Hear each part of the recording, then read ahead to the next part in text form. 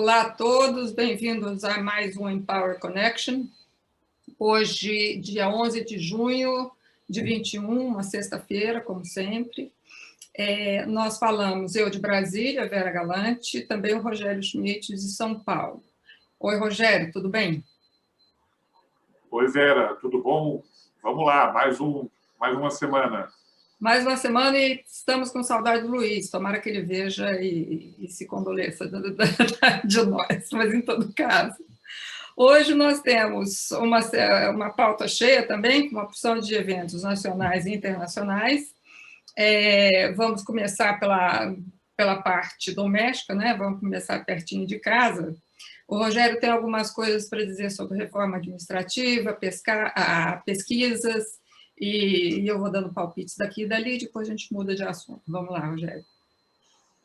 A reforma administrativa, né, que é aquela PEC lá do governo que cria um novo serviço público, né, foi aprovada já, vocês se lembram, mês passado na CCJ, na admissibilidade da proposta na Câmara dos Deputados, e essa semana foi instalada a comissão especial, que é que vai discutir agora o mérito do projeto, né? Ela já tinha sido criada na semana passada, foi instalada agora para valer, já tem relator designado, que é o deputado Arthur Oliveira Maia, Democratas da Paraíba, e agora tem prazo aí de 40 sessões do plenário para funcionar, né?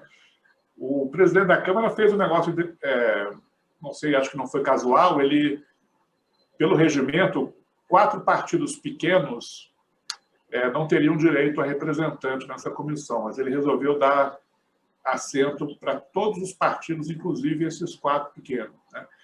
Eu, por enquanto, ainda estou um pouco cético em relação ao que pode acontecer com a proposta da reforma administrativa, né? Mas vamos ver, talvez semana que vem já comecem os debates, né?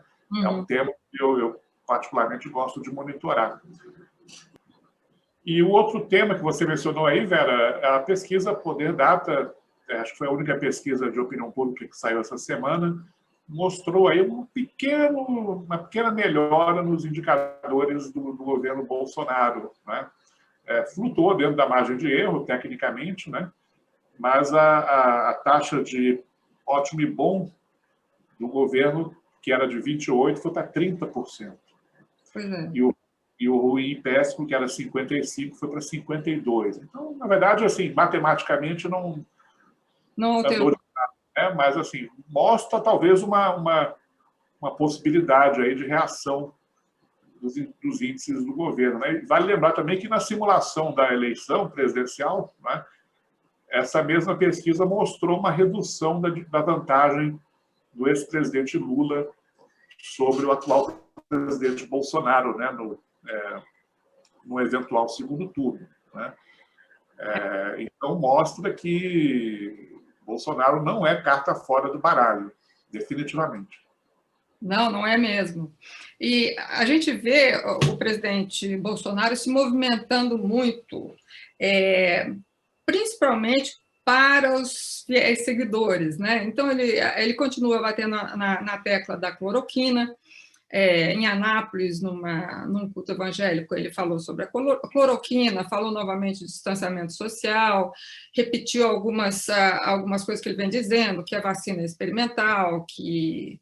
Quer dizer, ele só faltou falar do jacaré de novo, mas ele falou que a vacina é experimental, quando na verdade ela não é, ela já foi testada e tudo mais, quer dizer, retestada, corrigida, assim, não é a mais testada do universo, mas foi testada. Então, ele continua. Agora, ele se vinga, né, do ministro Queiroz, que falou muito sobre máscara e distanciamento social na CPI, que ele é a favor e tudo mais, que ele, inclusive, disse que a cloroquina é ineficaz. E ontem... Admitiu, né? Admitiu. Ele não falou espontaneamente, mas ele acabou sendo apertado e admitiu. Algo que ele não tinha feito no primeiro depoimento dele, né? Exatamente. Ele deu o braço a torcer, né? E aí, ontem, o presidente Bolsonaro, que ele é da máxima que vingança é um prato que a gente come frio, né? Então ele esperou um pouquinho. Aí ontem ele falou que ele tinha falado com um tal de Queiroga, vocês sabem quem é, né? É, vai editar, vai fazer um estudo dizendo que, ou um decreto, eu nem me lembro, ou uma portaria dizendo que a máscara não é mais obrigatória para quem já foi vacinado ou quem já foi infectado.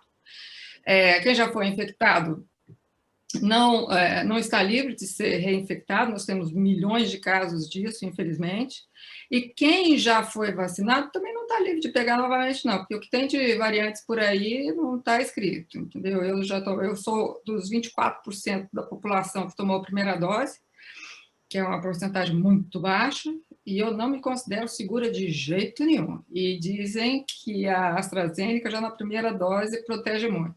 Pode proteger, mas não protege tudo. Então, esse é um problema.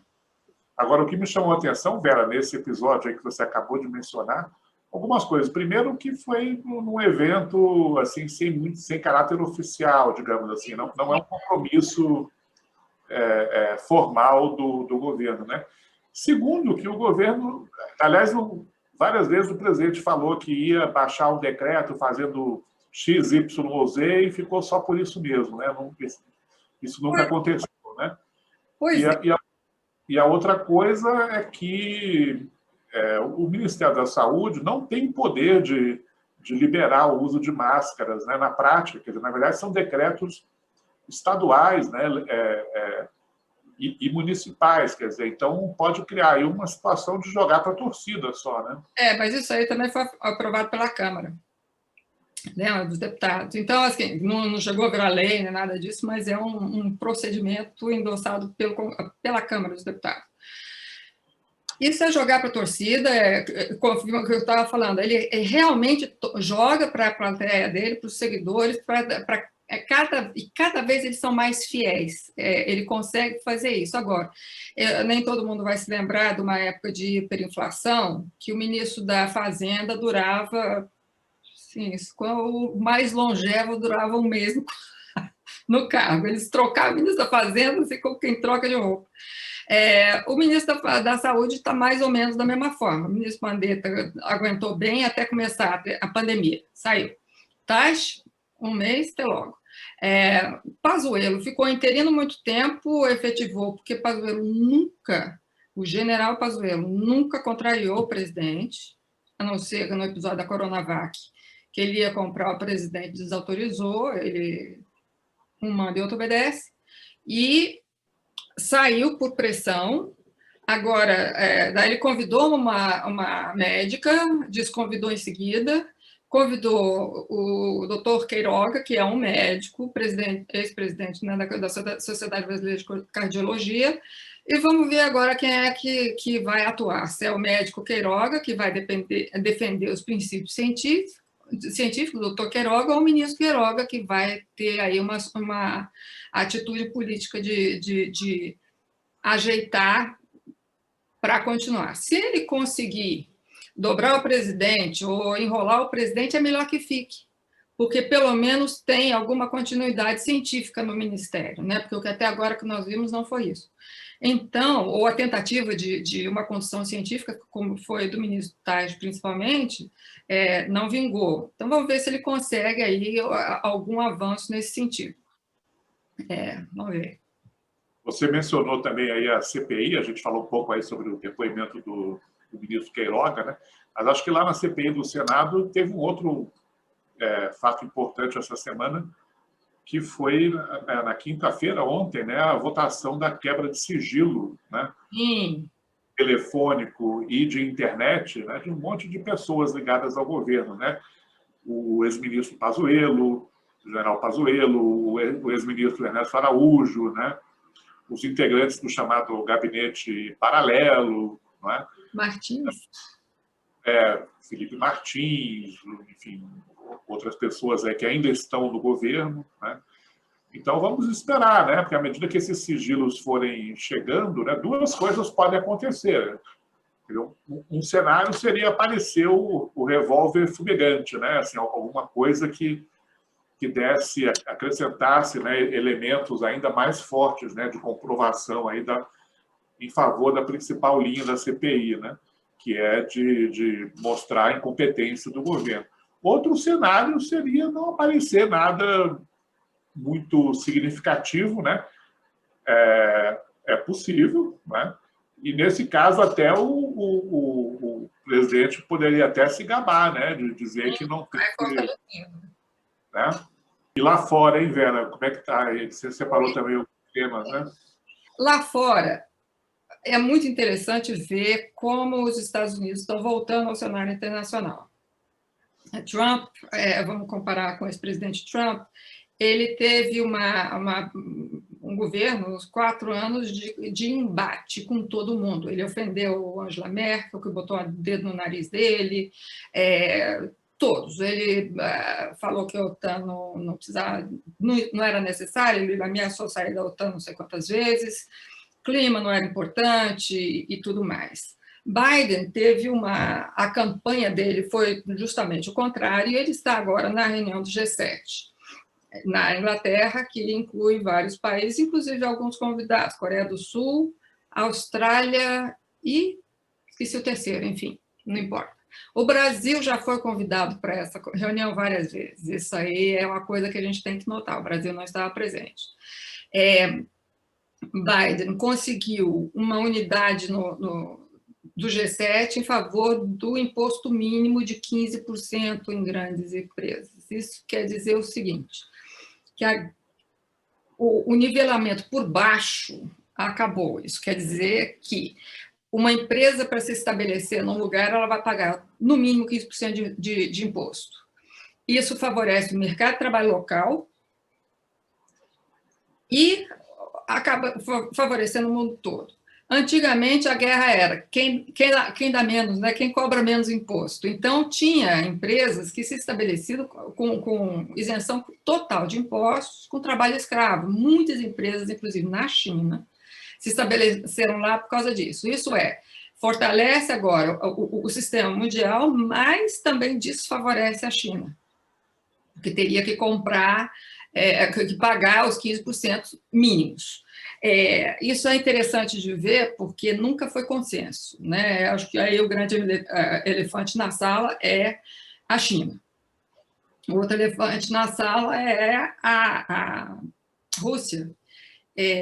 Ontem, numa declaração de Biden, ele falou que ele teve uma reunião com o Boris Johnson, de quem ele difere quase tudo, mas, em todo caso, eles concordaram que eles iam lutar juntos pelo meio ambiente, por ataques cibernéticos, não é? Assim, contra ataques cibernéticos, quer dizer, ele falou diretamente sobre a interferência da Rússia sobre as eleições americanas, e no dia 16 ele vai a Genebra, a OTAN, que é um sinal também de fortalecimento da OTAN e da posição dos Estados Unidos na OTAN, um gesto de boa vontade, vamos dizer assim, e vai se encontrar com Putin em Genebra.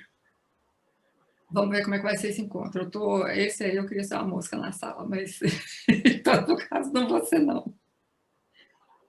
Acho que na agenda internacional, aqui mais perto de casa, acho que vai destacar também o segundo turno da eleição no Peru, né? Não teve ainda a proclamação oficial dos resultados, mas tudo indica que a vitória do candidato Castilho, né, que concorreu ali pela esquerda contra a candidata da direita, a Keiko Fujimori, já é irreversível. Parece que ela vai tentar anular aí uma parte dos votos, enfim.